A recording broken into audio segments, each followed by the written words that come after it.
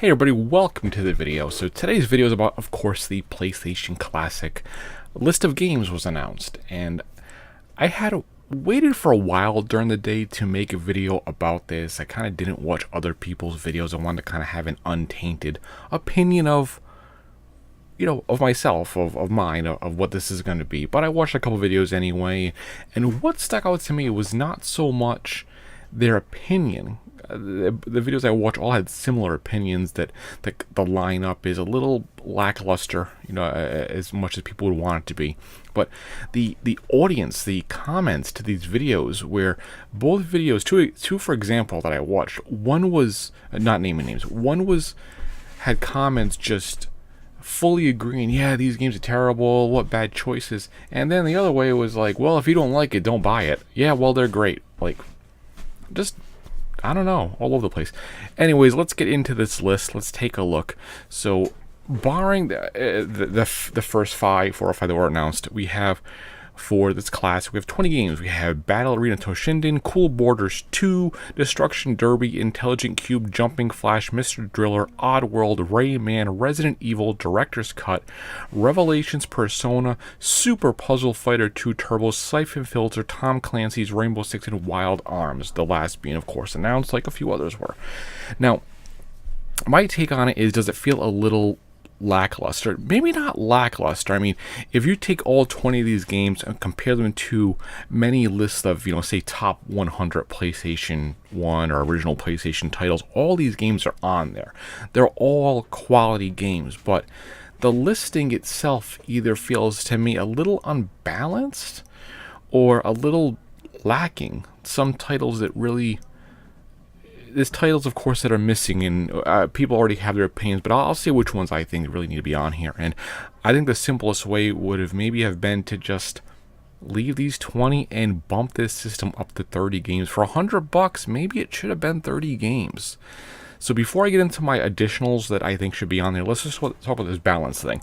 And jumping right in, out of 20 games, we have 3 of them that are puzzle games. So we have Intelligent Cube, we have Mr. Driller, and we have Super Puzzle Fighter 2 Turbo. So right there, 3 puzzle games, at least 2, 3 similar in style. They're puzzle games. So why?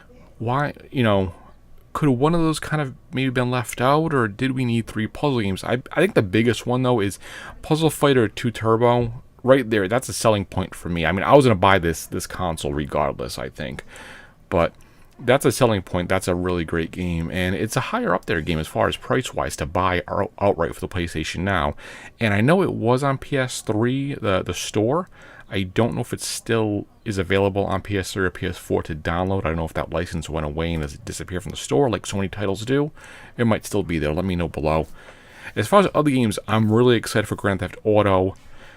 As far as fighting games go, we have Tekken 3 and we have Battle Arena and Toshinden. Those are kind of two ends of the spectrum. We have an early one being Battle Arena and a later one being the Tekken game, Tekken 3.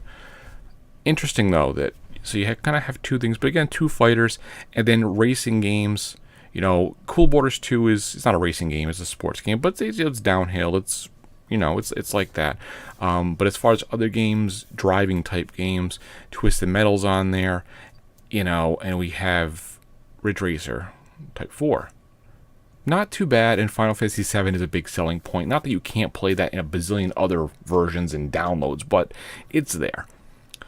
Now, as far as other games, let's jump into that. As far as other games that probably should have been there. So I got my list I made. And again, this is looking at, I think I have actually about 10 more games that, why aren't they on here? Really bump it to 30. I know a couple of these games are kind of high hopes, and because of licenses, they're probably not happening. But, hopes and dreams for games. Parappa the Rapper, why is that missing? That's, to me, is a complete staple of PS1, really. Castlevania Symphony of the Night, I mean, again, staple. That should be on there. Any Crash Bandicoot games, any Spyro games. I know there was recent releases of these games in remastered versions. Oh, it's the same game. It is the same game. But for somebody who may just have a PS4 or any modern system or next gen, whatever you want to call it, maybe somebody wanted to break out and play those games again. Now they can't because they're not on there. You know, I don't say you need the trilogy for each one, but maybe just Crash 2 or just the first Spyro, something. Don't know why it's not there. Silent Hill, good game, not there. Toomba, not there. Gran Turismo. Now, that's kind of a rough one. So, do you have to pick Gran Turismo or Ridge Racer? Ridge Racer is probably the more, to me, the more familiar PlayStation games, but Gran Turismo is a really good game. You know, so why that's missing, I don't know. Dino Crisis, why isn't that on there? That was a really big PS1 title. Don't know why it's not there. Now, this one to me, this was an original long box game, and it's missing is Wipeout. The original Wipeout. That to me, when I think of PlayStation, when it first came out, when it first launched, even seeing footage before it, was Wipeout. And it's not there. That really should have been there. That should have replaced one of these other games. So, I mean, that's really dropping it. And then as far as maybe not 3D fighters, I know PlayStation was 3D, and that was the big thing, but, you know, Mortal Kombat Trilogy, good game, good port, you know, and Street Fighter, any of them. I mean, off the top of my head, Alpha 2, Alpha 3, you know, those games, I don't think you can see like a Marvel vs. Capcom on there just because of licensing. And another game I put on this list was Tony Hawk, any of them. But again, I think that gets into the whole licensing because of all the music on there. Not because of the company who made the game. I don't think Activision would have an issue with Tony Hawk being on there, but all the music would have to be re-licensed, and what a pain in the butt that would be.